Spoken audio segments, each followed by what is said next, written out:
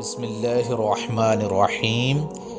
دوستو، اللہ کے آگے جھکو گے تو اللہ کسی کے آگے جھکنے نہیں دے گا۔ اللہ جب درد دیتا ہے تو تسکین بھی دیتا ہے، تو مانگ اسی سے تسکین، صبر اور اس کی مدد، پھر تو رحمان کو رحیم ہی پائے گا۔ اللہ پر ایمان رکھو، جن کے ایمان مضبوط ہوتے ہیں انہی کے لیے معجزے ہوتے ہیں۔ اللہ خود پر کوئی احسان نہیں رکھتا، اگر آپ نے اس کے لیے کوئی چیز چھوڑی ہے تو وہ آپ کو اس سے بہتر ہی نوازے گا۔ اللہ کبھی بھی کسی کے لیے بھی اپنا دروازہ بند نہیں کرتا۔ اللہ واپس آنے والوں کے لیے ہمیشہ اپنا دروازہ کھلا رکھتا ہے، اور وہ دعائیں تو کبھی بھی رد نہیں کرتا۔ ہاں، اپنے پاس سنبھال لیتا ہے اور پھر وہ عطا کرتا ہے وہاں جہاں ہم نے گمان بھی نہیں کیا ہوتا۔ اور جب تمہیں ذکر الہی سننا اچھا لگنے لگے تو جان لو کہ تمہیں اللہ سے اور اللہ کو تم سے محبت ہو گئی ہے۔ اور اگر کوئی چیز تقدیر میں نہیں بھی لکھی تو پھر بھی دعا ضرور کرنی چاہیے، کیونکہ تقدیر کے سامنے ہم بے بس ہیں، تقدیر لکھنے والا تو بے بس نہیں۔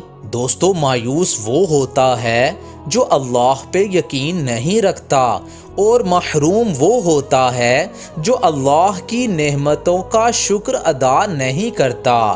صبر سیکھ لیں، اللہ سب جانتا ہے۔ وہ جانتا ہے کہ آپ کب کن وقتوں سے گزرے ہیں، اور اللہ وقت بدل دیتا ہے، کیونکہ تبدیلی کائنات کا اصول ہے۔ جب درد بڑھنے لگے اور کچھ بھی سمجھ نہ آئے تو اپنے رب کی طرف چلے جاؤ، کیونکہ دلوں کو سکون اس کی یاد میں ہے۔ کائنات میں کوئی اتنی شدت سے کسی کا انتظار نہیں کرتا جتنا اللہ اپنے بندے کی توبہ کا کرتا ہے۔ دوستو، دنیا میں سب سے تیز رفتار چیز دعا ہے، جو دل سے زبان تک پہنچنے سے پہلے اللہ کے پاس پہنچ جاتی ہے۔ بے شک میرا رب وہ ہے جو انسان کی روح کے اندر کی اذیتوں کو جاننے والا ہے۔ دل جس بات پہ ضد کرتا ہے، رب اسی بات پر بندے کو آزماتا ہے۔ تو دوستو، جب بھی دعا مانگو اپنی اوقات دیکھ کر نہیں بلکہ اپنے رب کی شان دیکھ کر مانگو۔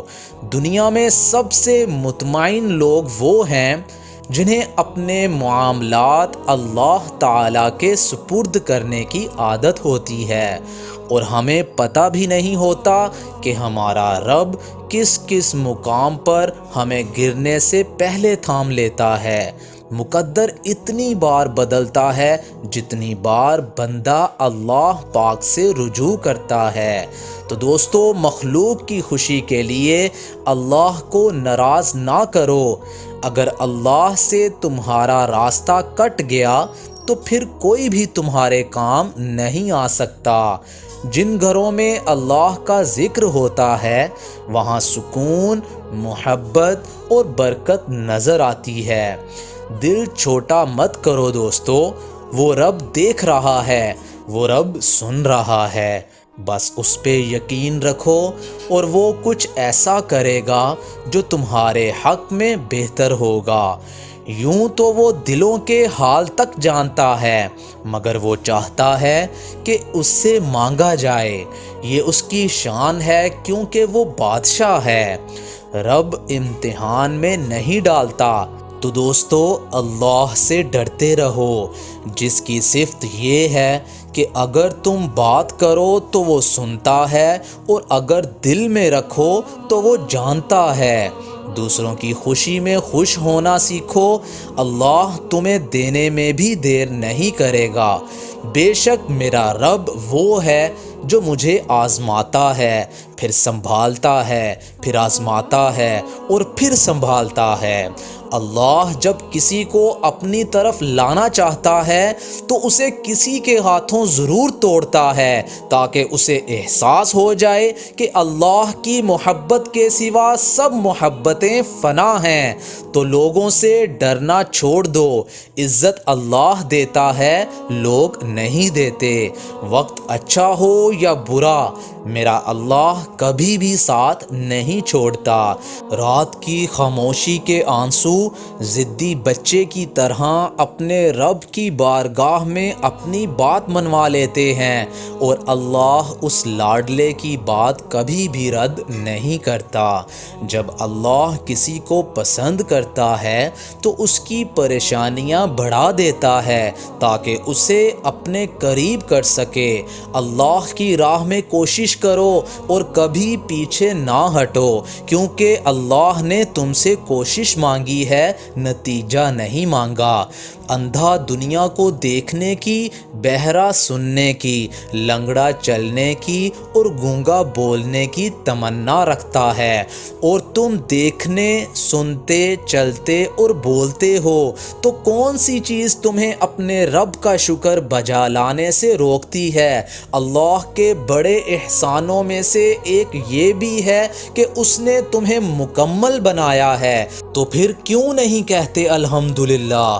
اللہ کا ذکر کرتے رہا کرو دوستو، چاہے گھر میں ہو، راستے میں ہو، کیونکہ جس چیز کے سامنے اللہ کا ذکر کرو گے، چاہے وہ پتھر، پھول، درخت یا کچھ بھی ہو، قیامت کے دن گواہی دے گی، یا اللہ تیرا یہ بندہ تیرے ذکر میں مشغول رہتا تھا۔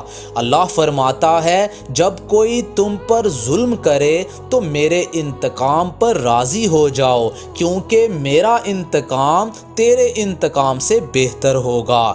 سجدے کی توفیق ملنا بھی رب کی نعمتوں میں سے ایک نعمت ہے۔ دوستو سجدے کی توفیق ملنا بھی رب کی نعمتوں میں سے ایک نعمت ہے۔ جن سے یہ توفیق چھن جاتی ہے پھر نہ وہ دنیا کے رہتے ہیں اور نہ ہی دین کے۔